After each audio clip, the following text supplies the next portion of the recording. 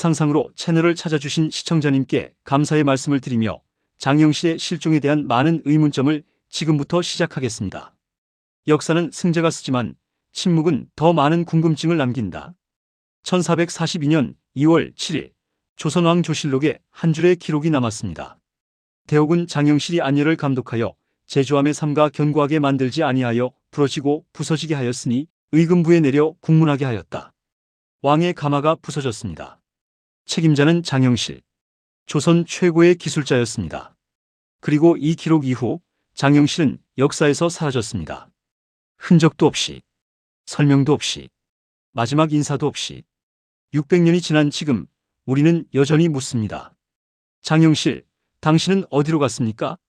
조선시대 인구의 약 40%가 노비였습니다. 물건처럼 사고 팔리고 자식에게 대물림되는 신분. 그곳에서 벗어나는 건 거의 불가능했습니다. 장영실은 동네 관청의 노비로 태어났습니다. 아버지는 원나라 기술자, 어머니는 조선의 관기. 신분은 낮았지만 손재주는 남달랐습니다. 그의 재능은 곧 소문이 되었고 소문은 한양까지 올라갔습니다. 1423년 태종 시절 장영실은 처음 궁궐에 불려옵니다. 그리고 이듬해 명나라에 파견됩니다. 노비가 해외 파견을? 이것만으로도 파격이었습니다. 그는 명나라에서 첨단 과학기술을 보고 배웠습니다. 천문기기, 물시계, 측정장비, 그리고 돌아와 더 나은 것을 만들기 시작했습니다. 1433년 혼천이 별의 움직임을 정밀하게 관측하는 천문기기, 하늘을 읽는 것은 곧 농사의 시기를 아는 것이었습니다. 1434년 앙부일구, 해시계입니다.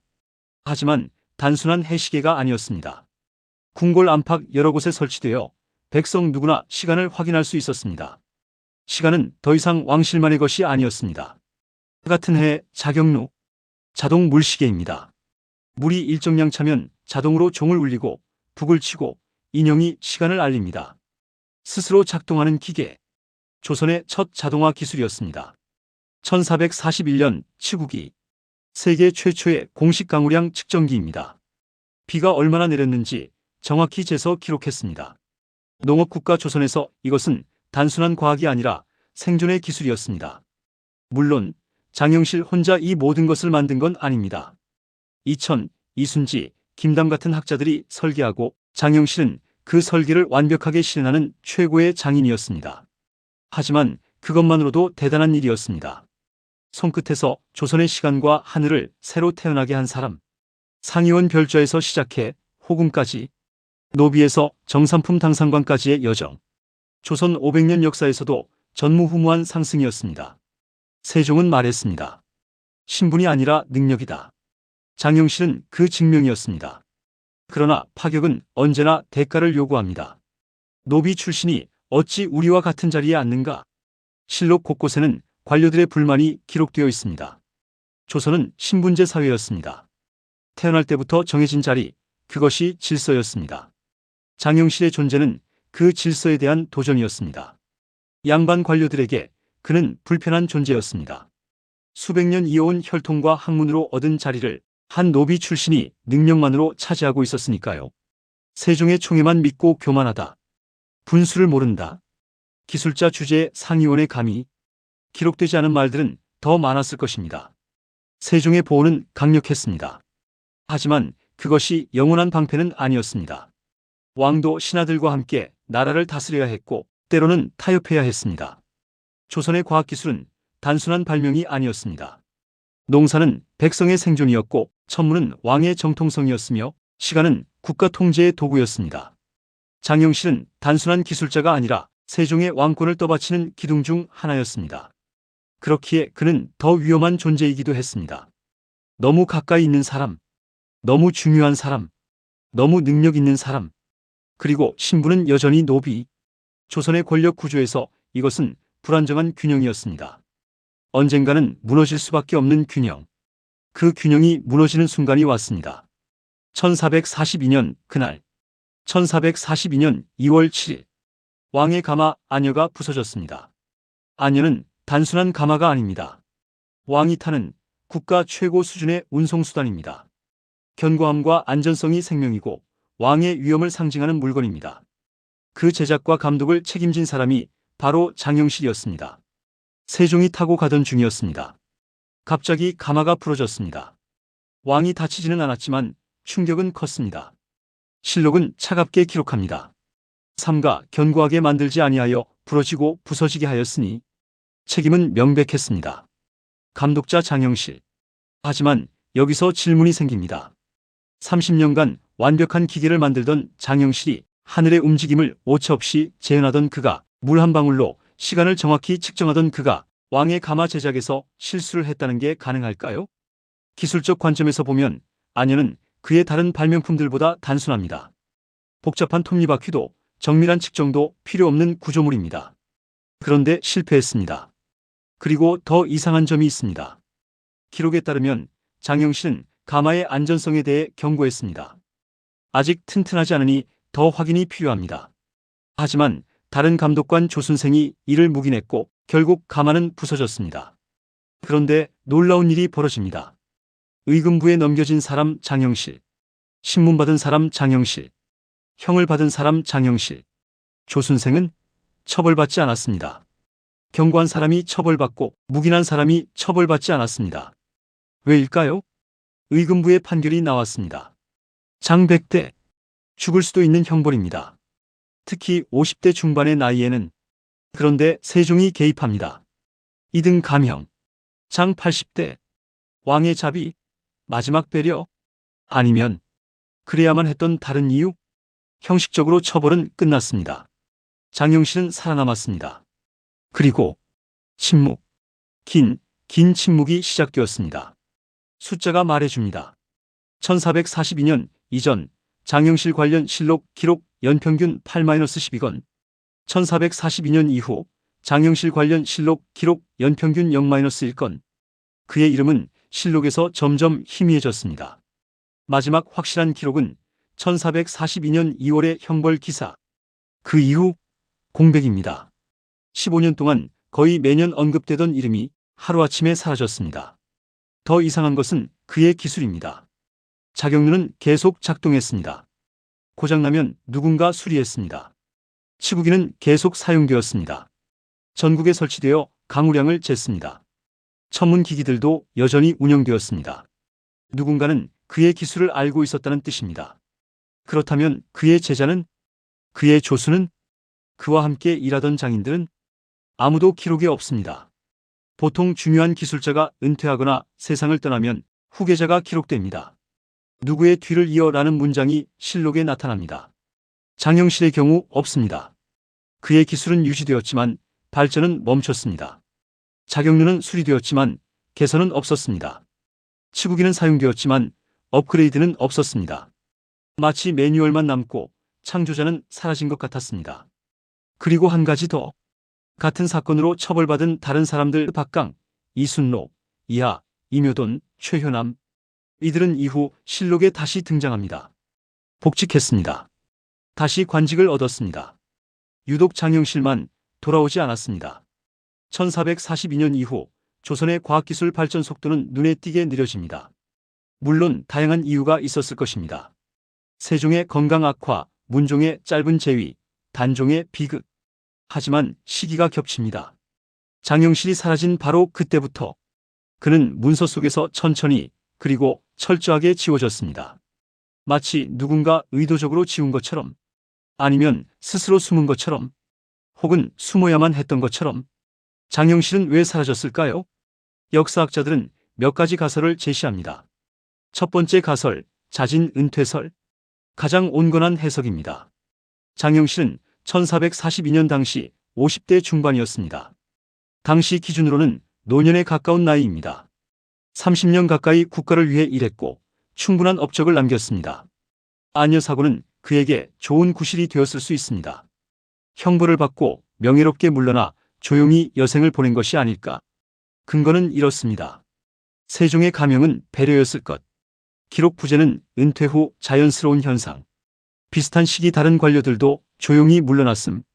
하지만 의문도 있습니다. 다른 은퇴 관료들은 기록이 남아있는데 왜 장영실만 없을까? 물러났다, 사직했다는 기록조차 없는 이유는? 같이 처벌받은 다른 이들은 복직했는데 왜 장영실만 안 됐을까? 두 번째 가설, 정치적 숙청설. 더 어두운 해석입니다. 장영실을 못마땅하게 여기던 세력이 있었습니다. 양반 관료들, 성리학자들, 기득권층. 그들에게 기회가 왔습니다. 아니요 사고. 보십시오. 노비 출신은 역시 믿을 수 없습니다. 왕의 안전을 위협했습니다. 이제 그만 내보내야 합니다. 세종도 더 이상 지킬 수 없었을 것입니다. 왕의 권위가 손상된 마당에 신하들의 요구를 계속 무시할 수는 없었을 테니까요. 그렇게 장영실은 조용히 제거되었다. 공식적으로는 처벌, 실제로는 추방. 근거는 이렇습니다. 급격한 기록, 단절의 부자연스러움, 관료들의 지속적인 반감, 유독 장영실만 복직하지 못한 이유. 하지만 직접적 증거는 없습니다. 추측일 뿐입니다. 세 번째 가설, 의도적 사고설. 가장 논란이 많은 해석입니다. 만약 안여 사고가 단순한 실수가 아니라면, 누군가 의도적으로 가마를 약하게 만들었다면, 혹은 장영실이 알지 못하게 부품을 바꿨다면, 목적은 명확합니다. 장영실을 제거하기 위해 의문점들이 있습니다. 장영실의 기술 수준과 이 실수의 괴리. 장영실은 경고했는데 조순생은 처벌받지 않은 이유. 사고 이후 너무나 완벽한 소멸. 하지만 이것도 증명할 수 없습니다. 상상일 뿐입니다. 세 가지 가설 모두 일리가 있고 모두 한계가 있습니다.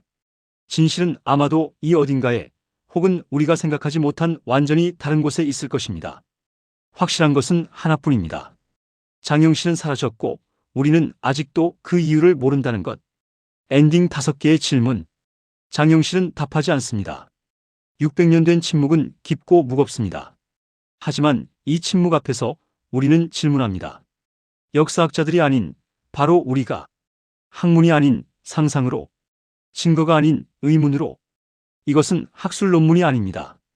우리의 질문입니다. 첫 번째 질문. 세종은 정말 몰랐을까요? 30년간 자신의 곁을 지킨 천재가 어느 날 갑자기 역사에서 사라지는데 조선 최고의 군주가 그것을 모를 리 없습니다. 혹시 세종은 알고 있었던 건 아닐까요? 장영실을 더 이상 지킬 수 없다는 것을. 혹은 더 이상 지켜서는 안 된다는 것을. 왕권 강화를 위해 능력으로 신분을 넘었던 그 파격이 이제는 오히려 왕권을 위협하는 변수가 되었을 때 세종은 어떤 선택을 했을까요? 혹시 형벌은 보호막이었을까요? 장을 치고 파직시켜 멀리 보낸다. 목숨을 구하기 위한 세종의 마지막 배려는 아니었을까요? 침묵도 때론 선택입니다. 왕의 침묵, 그것이 장영실의 운명을 결정한 건 아닐까요? 두 번째 질문. 왜 장영실만 복직하지 못했을까요? 같은 사건으로 처벌받은 박강, 이순로, 이하, 이묘돈, 최효남. 이들은 모두 복직했습니다. 실록에 다시 등장합니다. 유독 장영실만 돌아오지 못했습니다. 왜일까요? 나이가 많아서? 하지만 다른 이들도 비슷한 나이였습니다. 능력이 떨어져서? 말도 안 됩니다. 그는 조선 최고의 장인이었습니다. 혹시 복직시킬 수 없는 이유가 있었던 건 아닐까요? 복직은 곧 처벌이 과했다를 인정하는 것. 그 인정이 왕실에, 조정에 어떤 불편한 진실을 드러내는 건 아니었을까요? 세 번째 질문. 왜 조순생은 처벌받지 않았을까요? 기록은 명확합니다. 장영실은 경고했습니다. 아직 안전하지 않습니다. 조순생이 묵인했습니다. 가마는 부서졌습니다. 경고한 사람이 장 80대를 맞았습니다. 묵인한 사람은 아무 처벌도 받지 않았습니다. 이것이 공정한 판결일까요? 혹시 장영실만 처벌하려는 의도가 있었던 건 아닐까요? 혹시 이 사건은 구실이었고 진짜 이유는 따로 있었던 건 아닐까요? 네 번째 질문. 만약 장영실이 사라지지 않았다면? 이것은 상상입니다. 순수한 상상. 하지만 생각해봅니다. 1442년 그는 겨우 50대 중반이었습니다. 아직 20-30년은 더 일할 수 있는 나이였습니다. 자동 물시계 다음은 무엇이었을까요? 치국이 다음은? 조선이 산업혁명의 출발점이 될 수도 있었을까요? 증기기관이, 기계 문명이 서양보다 먼저 조선에서 꽃피웠을까요? 우리는 천재 한 명을 잃었습니다. 그와 함께 어쩌면 한 시대 전체를 잃었는지도 모릅니다. 역사에 만약은 없지만 이 만약만큼은 너무나 아깝습니다. 5번째 질문. 그의 기술은 정말 사라진 것일까요? 장영실의 발명품들은 이후에도 작동했습니다. 자경류는 수리되고 치구기는 사용되고 천문 기기들은 계속 운영되었습니다. 누군가는 그의 기술을 알고 있었다는 뜻입니다. 그렇다면 그의 제자는, 그의 기술을 이어받은 사람은 왜 역사에 한 명도 이름이 남지 않았을까요? 이것도 상상입니다. 하지만 상상해봅니다. 혹시 남았는데 우리가 모르는 건 아닐까요? 다른 이름으로, 다른 신분으로 그의 피와 땀이 조용히 전승된 건 아닐까요? 어쩌면 장영실은 완전히 사라진 게 아니라 그저 이름을 바꿔 살아남은 것일지도 모릅니다. 6번째 질문. 누가 가장 이득을 봤을까요? 범죄 수사에 기본 원칙이 있습니다. 누가 이득을 보는가? 장영실이 사라진 후 조선의 과학기술 발전은 급격히 정체되었습니다. 실용학문보다 성리학이 다시 힘을 얻었습니다. 누가 이득을 봤을까요? 능력으로 출세한 중인과 서울을 견제하고 싶었던 양반 관료? 왕권에 너무 가까워진 기술자를 견제하고 싶었던 누군가? 아니면 조선의 발전 자체를 원하지 않았던 외부 세력? 역사는 승자의 기록입니다. 장영실의 침묵 속에서 누군가는 조용히 미소 지었을지도 모릅니다. 6개의 질문. 하나의 답도 확실하지 않습니다. 이것은 학계의 정설이 아닙니다. 역사학자의 결론도 아닙니다. 이것은 우리의 질문입니다. 기록되지 않은 것에 대한 우리의 상상입니다. 역사학자들은 말합니다. 장영실은 나이가 많아 자연스럽게 은퇴했을 것이다. 맞을 수도 있습니다. 하지만 질문할 권리는 우리에게도 있습니다. 왜 같이 처벌받은 사람들은 복직했는데 장영실만 안 됐을까? 왜 견고한 사람이 처벌받고 묵인한 사람은 안 받았을까? 왜 그토록 완벽했던 장인이 가마 하나를 못 만들었을까? 의문을 제기하는 건 음모론이 아닙니다. 역사를 다시 보는 것입니다. 장영실의 발명품은 지금도 우리 곁에 있습니다. 국립고궁박물관의 앙부일구, 교과서 속의 치구기, 그리고 매년 장마철마다 측정되는 강우량. 그는 사라졌지만 그의 유산은 살아있습니다. 어쩌면 그것이 가장 중요한 답일지도 모릅니다. 역사는 완성되지 않습니다. 기록되지 않은 것이 존재하지 않았던 것은 아닙니다. 침묵이 곧 진실의 부재는 아닙니다. 우리는 계속 질문하고 계속 찾아갈 것입니다. 역사는 승자가 쓰지만 질문은 우리 모두의 것입니다. 장영실, 당신의 이야기는 아직 끝나지 않았습니다. 시청해 주셔서 감사합니다.